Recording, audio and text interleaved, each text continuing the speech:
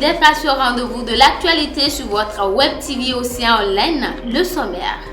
Retour au bercail du maire de la ville de Cotonou, Luc Setonji Atropo, après quelques mois d'hospitalisation.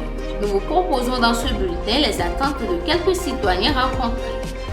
Ouverture de la deuxième session ordinaire de l'année 2020 à la Haute Autorité de l'Audiovisuel et de la Communication. Les précisions vous seront données dans le développement. Bonsoir à tous. La mairie de la ville de Ouidah vient de faire un pas décisif dans la lutte contre la salubrité. Intitulé Ouidah Ville Propre, ce concours lancé par la mairie vise à mettre en compétition les 13 arrondissements de la ville, qu'à la fin, les 3 premiers soient primés. Reportage. Ouidah Ville Propre, un concours pas comme les autres. Initié par la mairie de Ouidah, il s'agit de primer les 3 premiers arrondissements les plus propres sur les 13 que compte la commune.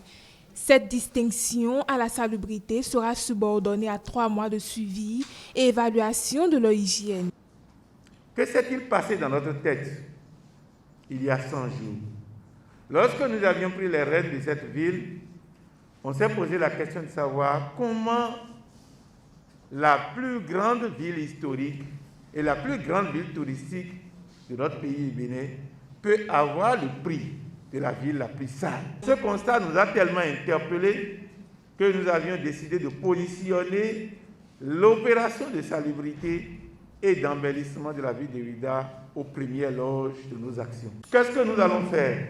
Nous allons démarrer quelque chose qui, dans les jours, les mois et années à venir, doit rester une opération permanente et éternelle. Il s'agira pour nous, comité d'organisation, de noter nos arrondissements sur une base de 100 points, à savoir la propreté des quartiers, 50 points, le niveau de mobilisation de nos populations, 30 points, les actions de sensibilisation et de communication des élus en direction de leurs administrés, 10 points. Les approches permettant de maintenir nos quartiers propres, 10 points. Les prix à gagner vont de l'ordre de 40 à 20 millions de nos francs, des montants qui serviront à la construction des ouvrages à utilité publique dans les arrondissements qui se seront illustrés. Nous exhortons la jeunesse citadine de chaque arrondissement à s'organiser, à participer au maintien de leur milieu. À la fin de ce concours, les 3 meilleurs arrondissements seront primés. Les prix à gagner sont le premier prix, l'aire de jeu que nous allons construire à une valeur de 40 millions. Le deuxième prix de l'aire de jeu que nous allons construire à une valeur de 30 millions. Le troisième prix à une valeur de 20 millions.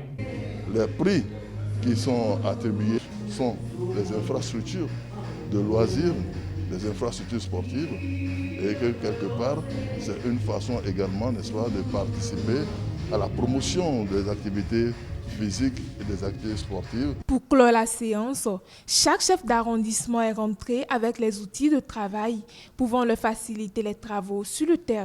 Je l'annonçais en titre, Luc Setonji Atropo, le maire de la ville de Cotonou, est de retour au pays après quelques mois de soins en France.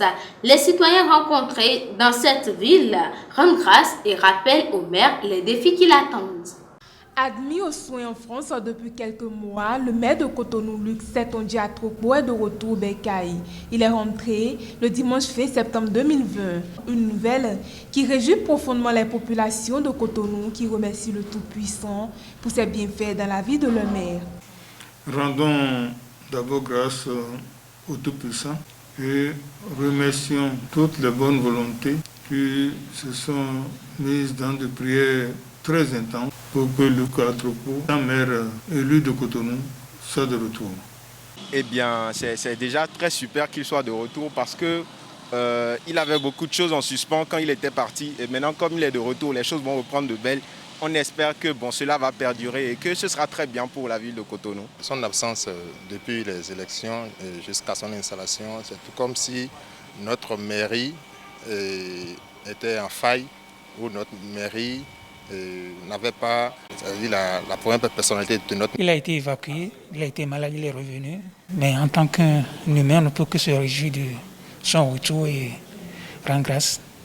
Les citoyens de Cotonou pensent que son retour est subordonné par plusieurs défis, car en 3 mois d'absence, plusieurs chantiers sont en attente. Eh bien, en tant que maire de Cotonou, nous espérons et nous voulons tous le développement de cette ville, ok? Et moi, j'espère qu'il va contribuer à l'aménagement. L'aménagement, la ville de Cotonou est une ville économique et principale du Bénin. Donc, il faut qu'elle puisse donner l'image là qu'il faut pour une bonne valorisation du Bénin. Et moi, j'attends précisément le côté aménagement. Cotonou est une ville, du moins reconnue, pour l'eau, les inondations.